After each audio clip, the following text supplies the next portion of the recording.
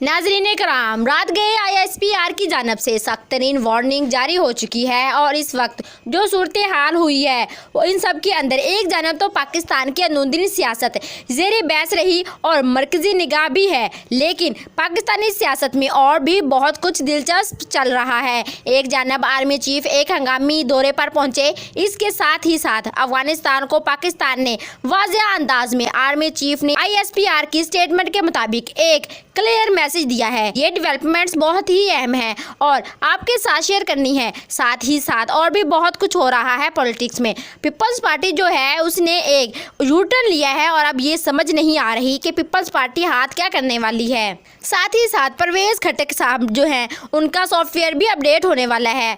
Hello ji, अस्सलाम वालेकुम and welcome to my YouTube channel. सबसे पहले आपको बहुत ही अहम खबर देती चलूं कि इमरान खान की एक और विकेट गिर गई। PTI की साबका रुकन असम्बली का सियासत से दस्तबरदारी का ऐलान। पाकिस्तान तहरीक इंसाफ PTI की साबका रुकन पंजाबी असम्बली MPA नीलम हयात मलिक ने सियासत से दस्तबरदारी का ऐलान कर दिया। एक बयान में नीलम हयात मलिक का कहना था कि 9 मई के वाक़यात की मज़ामत करती हूँ और तोड़ फोड़ की सियासत पर यकीन नहीं रखती। साबका रुकन असम्बली का कहना था कि चेयरमैन PTI इमरान खान की गिरफ्तारी के बाद हमें लिबर्टी चौक लाहौर पर एहतजाज के लिए बुलाया गया था। हमने PTI लाहौर के सदर को कहते सुना कि कोर कमांडर हाउस की तरफ जाओ। इनका कहना था कि जना हाउस में जो नुकसान और तोड़ फोड़ हुई वो नहीं होनी चाहिए थी। मौजूदा हालात के पेश नज़र मैं सियासत से रिटायरमेंट का ऐलान करती हूँ। वैसे क्या इनको अब पता चला है कि सियासत के जो हालात हैं वो ठीक नहीं चल रहे और इन्हें रिटायरमेंट ही ले लेनी चाहिए? इनको तब ख्याल नहीं आया जब इमरान खान की गिरफ्तारी हुई थी। वैसे ये प्रेस कॉन्फ्रेंस करके खुद को सियासत से निकाल देना अच्छा तरीका है मुश्किलात से निकलने का।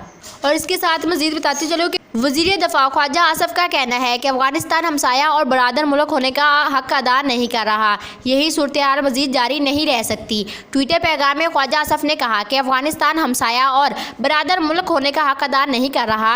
अफगानिस्तान दोहद माहदे की पासदारी भी नहीं कर रहा। वज़ीर दफ़ा का मज़ीद कहना था कि पाकिस्तान अपनी सरज़मीन और शहरियों के तहफ़्फ़ुज़ के लिए तमाम वसाइल बरोकार लाएगा। ख्वाजा आसफ़ का कहना था कि 60 से 50 लाख अफगान को पाकिस्तान में 40-50 साल से पनाह मैसर है, मगर इसके बरअक्स पाकिस्तानियों का खून बहाने वाले दहशत गर्दों को अफगान सरजमीन पर पनाह गाहें मैसर हैं। ये सूरत हाल मज़ीद जारी नहीं रह सकती।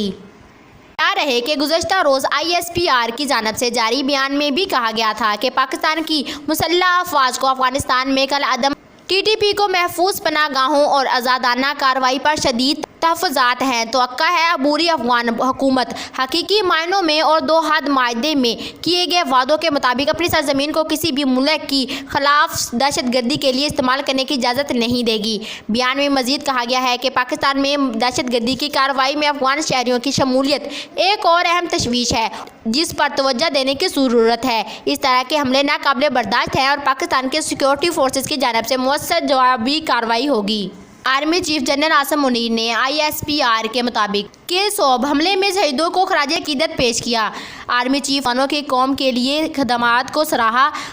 ISPR का कहना है कि मुसल्लह अफवाज को अफगानिस्तान में TTP की महफूज पनाहगाह की तहफ़्फ़ुज़ात हैं। अफगान शहरियों की दहशत गर्दाना सरगर्मियों में मुलव्वस होने पर तशवीश है। उम्मीद है अफगान हुकूमत किसी मुल्क के खिलाफ अपनी सरजमीन इस्तेमाल नहीं करने देगी। ऐसे हमले नाकाबिले बर्दाश्त हैं। पाकिस्तान की सिक्योरिटी फोर्सेज ऐसे हमलों का मौसर जवाब देंगी। दहशत गर्दों के खात्मे तक ऑपरेशन भरपूर तरीके से जारी रहेगा।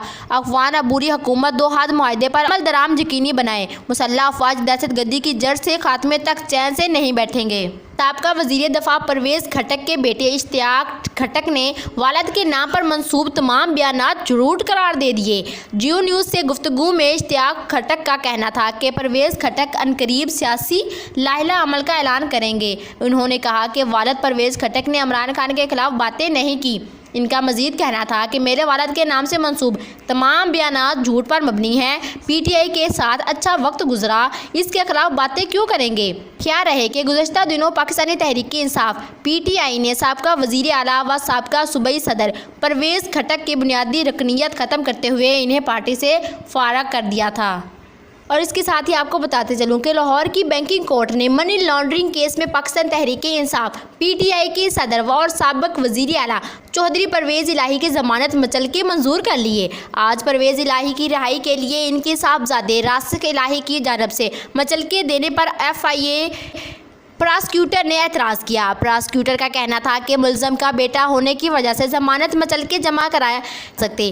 जामन रासिक इलाही खुद भी एक मुकदमे में मुल्ज़म है।